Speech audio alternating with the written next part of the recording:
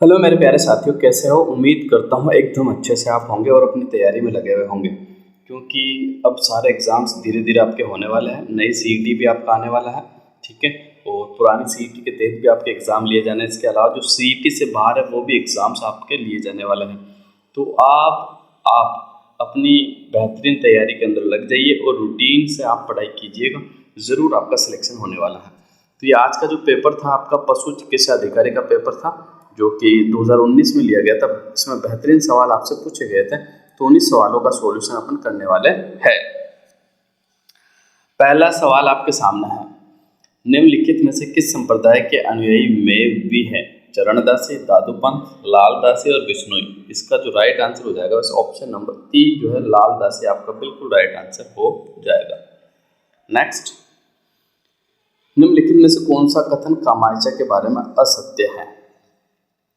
कामायचा मांगनियार समुदाय के द्वारा बहुतायत से प्रयोग किया जाता है। ये लकड़ी एकल टुकड़े से बनाया जाता है। इसके 3 मुख्य तंतु और बकरे की आंत से बने होते हैं। कामायचा को वायलिन का अग्रगामी माना जाता है। तो इसका जो राइट आंसर हो जाएगा ऑप्शन नंबर 4 जो है ना आपका, ये बिल्कुल असत्य है, बाकी सारे सत्य है, ठीक है। इसका जो है ऑप्शन नंबर 4 आपका बिल्कुल राइट आंसर हो जाएगा। कुचामनी ख्याल के प्रवर्तक कौन थे? तो 3 का जो राइट आंसर हो जाएगा आपका लच्छी राम। ऑप्शन नंबर 1 जो है आपका बिल्कुल राइट आंसर हो जाएगा। निम्नलिखित में से कौन सा नृत्य जनजातीय नृत्य नहीं है? वालर, गौरी, मांदल और घूमर। तो इसका जो राइट आंसर हो जाएगा घूमर जो है ना, ये जनजातीय नृत्य नहीं, बाकी वालर भी है, गौरी भी है, मांदल भी है। क्लियर? नेक्स्ट, निम्नलिखित में से किस शासक ने ब्लू पोट्री को संरक्षण दिया था? जयपुर के सवाई राम सिंह, जयपुर के सवाई जय सिंह, जोधपुर के महाराजा उमेद सिंह, जोधपुर के महाराजा हनुवंत सिंह। तो 5वें का आपका राइट आंसर हो जाएगा जयपुर के आपके सवाई राम सिंह ने ब्लू पोट्री को संरक्षण दिया था। ब्लू पोट्री आपके परसे हैरान से मानसिंह प्रथम के द्वारा लाई गई थी। किसके द्वारा? मानसिंह प्रथम के द्वारा लाई गई थी। अंबिका माता मंदिर अवस्थित है चारचौमा, कोटा, बाड़ोली, चित्तौड़गढ़, नागदा, उदयपुर, जगत उदयपुर।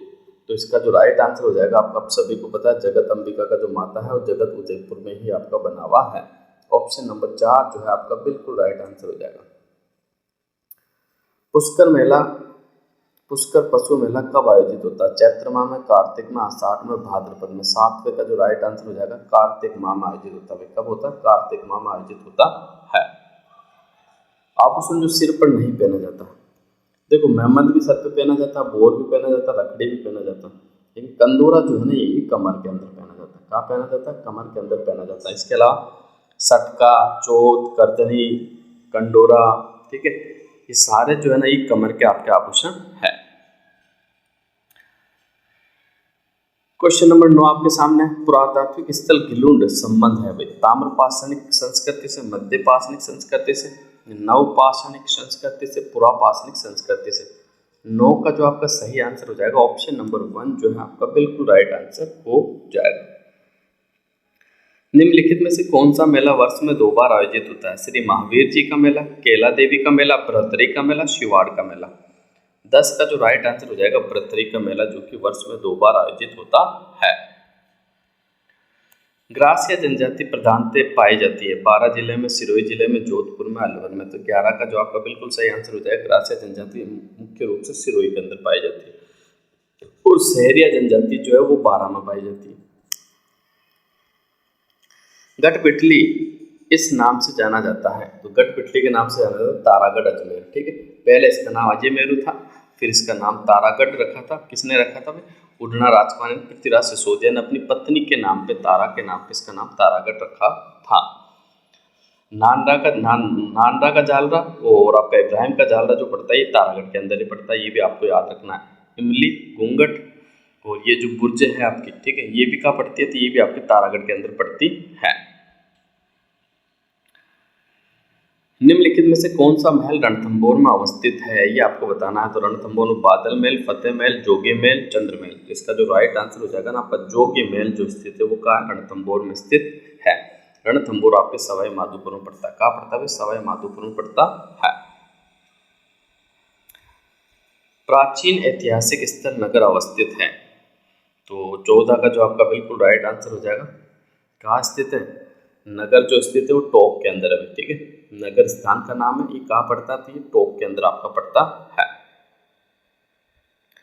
राजस्थान में पोमचा एक प्रकार की ओढ़नी पहनी जाती है मां बनने के उत्सव पर, विवाह के अवसर पर एक अविवाहित कन्या द्वारा, विधवा द्वारा। तो 15 का जो राइट आंसर हो जाएगा आपका, मां बनने के अवसर पर पोमचा ओढ़नी पहनी जाती है।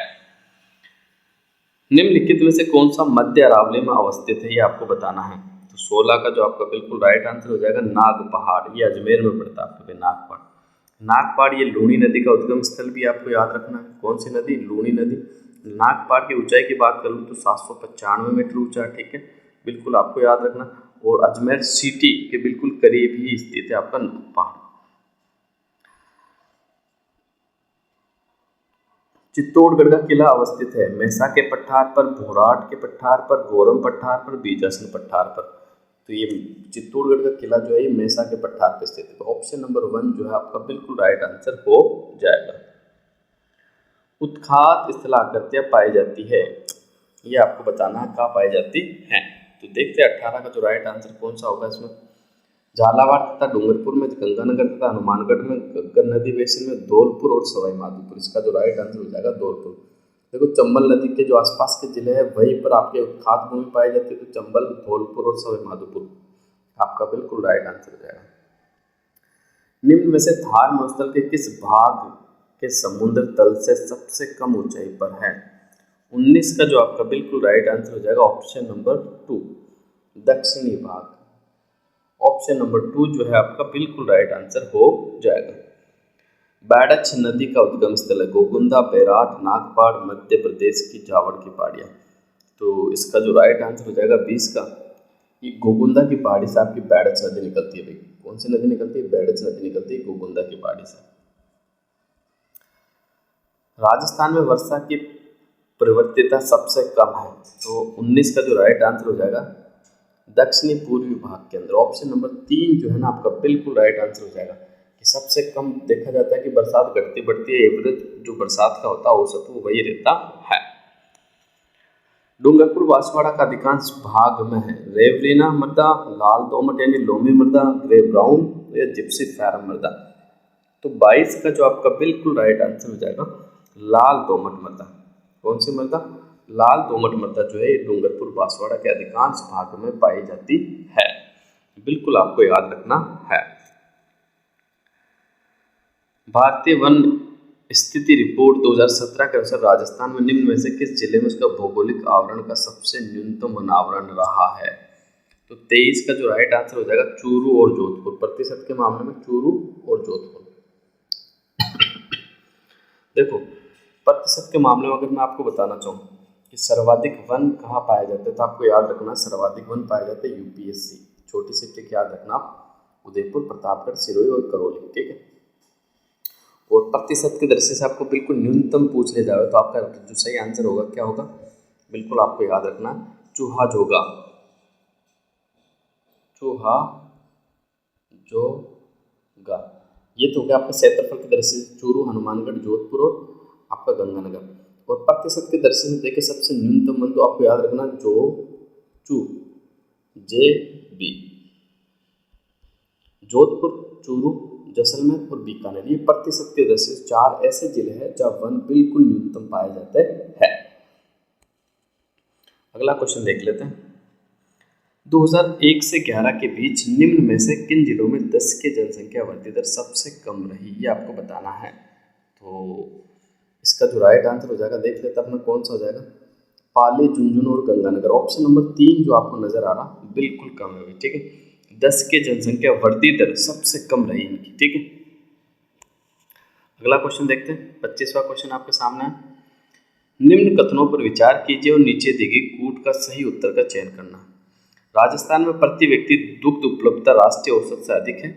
राजस्थान में ऑपरेशन फ्लड फर्स्ट का प्रारंभ 1970 में हुआ था। राजस्थान में डेयरी विकास के लिए राजस्थान सहकारी डेयरी फेडरेशन शीर्ष निकाय हैं। तो 25 का जो आपका राइट आंसर हो जाएगा बिल्कुल ये तीनों ही कथन आपके बिल्कुल सही है भाई साहब।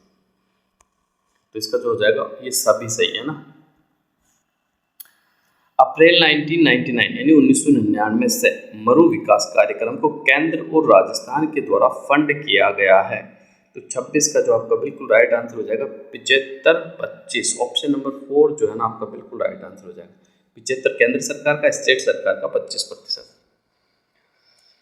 भारतीय मौसम विभाग IMD की परिभाषा के अनुसार भयंकर सूखा होता है जब वर्षा की कमी होती है। तो भयंकर सूखा कब कहलाएगा? जब 50% से अधिक वर्षा की कमी हो जाती है तो उसे भयंकर सूखा कहा जाता है। ठीक है, अगला क्वेश्चन, जून 2018 में अरावली में अत्यधिक वनोन्मूलन के लिए निम्न में से किस संगठन के द्वारा केंद्र, हरियाणा और राजस्थान को नोटिस दिया गया? तो 28 का जो आपका राइट आंसर हो जाएगा राष्ट्रीय मानवाधिकार आयोग द्वारा। ऑप्शन नंबर 1 जो है आपका बिल्कुल राइट आंसर हो जाएगा। अगला क्वेश्चन है, डीडवाना, पचबदरा, सांबर जिलों में मृदा पाई जाती है, कौन सी मृदा पाई जाती है? तो लिथोसोल, सोलन चौक, सिरोज में ब्राउन मृदा। तो इसका जो राइट आंसर हो जाएगा सोलन चौक। ऑप्शन नंबर 2 जो है ना आपका बिल्कुल राइट आंसर हो जाएगा। बहुत ही बेहतरीन सवाल है, वापस से रिपीट हो सकता है। अगला क्वेश्चन देखते हैं, सुमेलित करना, एक तरफ नदी एक तरफ सहायक नदी दी हुई, तो इसको सुमेलित करता है अपन। तो 30वां है ये आपका क्वेश्चन है ना। देखो चंबल नदी जो निकलती है, चंबल की जो सहायक नदी हो तो पार्वती होगी, लूनी की सहायक नदी आपकी जवाई होगी, माही की जाखम होगी, बनास की बेडच हो गया ना, बेडच। तो इसका जो राइट आंसर हो जाएगा 30 का आपका बिल्कुल ऑप्शन नंबर 4 दिख रहा होगा आपको, बिल्कुल राइट आंसर हो जाएगा। नेक्स्ट, झालावाड़ अवस्थित है बोराट के पठार पर, मध्य माही मैदान में, हाड़ौती के पठार पर, चंबल बेसिन में। तो इसका जो राइट आंसर हो जाएगा 31 का, आप सभी को पता है हाड़ौती के पठार में आपका झालावाड़ स्थित है। ऑप्शन नंबर 3 जो है आपका बिल्कुल राइट आंसर हो जाएगा। हाड़ौती में आपके 4 जिला आते, कोटा, बूंदी, बारा, झालावाड़, उसमें से एक आपका झालावाड़ है। निम्न में से कौन सी चोटी दक्षिणी अरावली में अवस्थित है, ये आपको बताना है। तो नागपाड़ ये तो मध्य अरावली में, रघुनाथगढ़ आपके उत्तरी अरावली में, तारागढ़ ये भी मध्य अरावली, अचलगढ़ जो है ये दक्षिण अरावली में पड़ती है। अचलगढ़ की जो ऊंचाई है 1380 मीटर है। कितनी है? 1380 मीटर। कौन से जिले में पड़ती थी? सिरोही जिले के अंदर पड़ती है। निम्न में से किस जिले के समूह में सूखे की संभावना सर्वाधिक है? तो 33 का जो राइट आंसर हो जाएगा ना आपका, देखो जो आपके रेगिस्तानी जिले चूरू, बीकानेर, जोधपुर और बाड़मेर, इन जिलों के समूह के अंदर सूखे की जो संभावना है वो प्रबल है। अगला क्वेश्चन देखते हैं, राजस्थान में 75 से 110 सेंटीमीटर औसत वर्षा वाले क्षेत्रों में निम्न में से किस प्रकार की वनस्पति पाई जाती है, ये आपको बताना है। तो उष्णकटिबंधीय कांटेदार वन, गुल्म तथा झाड़ी, शुष्क वन और शुष्क सागवान वन। तो 34 का जो आपका राइट आंसर हो जाएगा शुष्क सागवान वन। ऑप्शन नंबर 4 जो है आपका बिल्कुल राइट आंसर हो जाएगा। और सागवान के वन अगर आपसे पूछ ली जाए कि राजस्थान के कौन से जिले में सर्वाधिक है, तो आपको याद रखना बांसवाड़ा। कौन सा जिला? बांसवाड़ा जिले में शुष्क सागवान वन सबसे ज्यादा है। निम्न में से कौन सी झील डेबर झील के नाम से जानी जाती है, ये आपको बताना है। तो इसका जो आप सभी को पता होगा, जय सम्मन झील को डेबर झील के नाम से भी जाना जाता है। ऑप्शन नंबर 3 जो है आपका बिल्कुल राइट आंसर हो जाएगा। डीडवाना झील आपके डीडवाना जिले में पड़ती है, पिछोला उदयपुर में पड़ती, कोलाई बीकानेर के अंदर पड़ती है। 2011 की जनगणना के अनुसार राजस्थान की साक्षरता दर है, तो राजस्थान की जो साक्षरता दर है वो 66.1 है। ठीक है, और पुरुष साक्षरता की बात कर ले तो 79.2 है, महिला साक्षरता की बात कर ले तो 52.1 है। अगला क्वेश्चन आपके सामने 37वां, एक तरफ पशु एक तरफ पशु की नस्ल है, इसको आपको सुमेलित करना है। तो सुमेलित करते हैं, भेड़ जो है आपकी नाली हो जाएगी, गोवंश की बात करें तो राठी हो जाएगी, ऊँट नाचना हो जाएगा, भैंस मुर्रा हो जाएगी। इसका जो राइट आंसर हो जाएगा 37 का। 4 3 2 1, ऑप्शन नंबर 1 आपका बिल्कुल राइट आंसर हो जाएगा। बरवारी नस्ल संबंधित है, किससे संबंधित है ये आपको बताना है। गोवंश, भैंस, बकरी और भेड़, इसका जो राइट आंसर हो जाएगा बकरी। ऑप्शन नंबर 3 जो है ना आपका बिल्कुल राइट आंसर हो जाएगा। और राजस्थान में सर्वाधिक पशुधनों में पाए जाने वाले मामले में बकरी सबसे ज्यादा पाई जाती है। उड़न गिलेरी का वास्य है, तो 39 का जो राइट आंसर हो जाएगा आपका, उड़न गिलेरी पाई जाती है सीता माता अभ्यारण्य में। ऑप्शन नंबर 2 जो है ना आपका बिल्कुल राइट आंसर हो जाएगा। निम्न में से राजस्थान का कौन सा राष्ट्रीय उद्यान क्षेत्रफल की दृष्टि से सबसे बड़ा है? तो 40 का जो आपका बिल्कुल राइट आंसर हो जाएगा रणथंभौर राष्ट्रीय उद्यान सबसे बड़ा है इनमें से। रणथंभौर राष्ट्रीय उद्यान जो है सबसे बड़ा, सबसे छोटा जो है आपका वो कौन सा राष्ट्रीय उद्यान है, तो आपको याद रखना केवलादेव राष्ट्रीय उद्यान सबसे छोटा है क्षेत्रफल की दृष्टि से। मल्लीनाथ पशु मेला आयोजित होता है जालरापाटन, सवाई माधोपुर, परबतसर, तिलवाड़ा। इसका जो राइट आंसर हो जाएगा ऑप्शन नंबर 4 जो है ना आपका तिलवाड़ा। यहाँ पर आपके मल्लीनाथ पशु मेले का आयोजन होता है। एक तरफ पशु मेला एक तरफ स्थान आपको दिए हुए, इसको सुमेलित करना है। ठीक है, 42वां क्वेश्चन आपका है। देखो बलदेव पशु मेला जो लगता है आपका कहाँ लगता है, मेड़ता सिटी में लगता है। चंद्रभागा पशु मेला जो आपका लगता है ये जालरापाटन में लगता है। रामदेव पशु मेला जो लगता है आपका नागौर में लगता है। और वीर तेजाजी पशु मेला आपका परबतसर में लगता है। क्लियर है, तो इसका जो राइट आंसर हो जाएगा 1, 3, 4, 2 ऑप्शन नंबर 1 ही इसका आपका बिल्कुल राइट आंसर हो जाएगा। थारपारकर नस्ल गोवंश की उत्पत्ति स्थल माना जाता है, तो 43 का जो राइट आंसर हो जाएगा मालानी, हरियाणा, गंगानगर, दरीबा। तो इसका जो राइट आंसर हो जाएगा मालानी। ऑप्शन नंबर 1 जो है आपका बिल्कुल सही आंसर होगा। कौन सा गोवंश नस्ल अजमेरा के नाम से जाना जाता है, राठी, कांकरेज, गिर, थारपारकर। तो इसका जो राइट आंसर हो जाएगा गिर को अजमेरा के नाम से भी जाना जाता है, जो कि मध्य राजस्थान के अंदर पाई जाती है। करसण मर्ग शुभंकर है बाड़मेर जिले का, चूरू जिले का, कोटा जिले का, जैसलमेर जिले का। 45 का जो आपका बिल्कुल राइट आंसर हो जाएगा ऑप्शन नंबर 2 जो है चूरू जिले का। अगला क्वेश्चन देखते हैं, 46वां क्वेश्चन आपके सामने। तोरावटी बोली प्रचलित है कुचामन में, नीम का थाना में, बहरोड में, झुंझुनू में। तो 46 का जो राइट आंसर हो जाएगा नीम का थाना में। ऑप्शन नंबर 2 जो है आपका बिल्कुल राइट आंसर हो जाएगा। अधोलिखित को सुमेलित कीजिए, एक तरफ आपके लेखक है, एक तरफ आपके ग्रंथ हैं, तो सुमेलित करते हैं।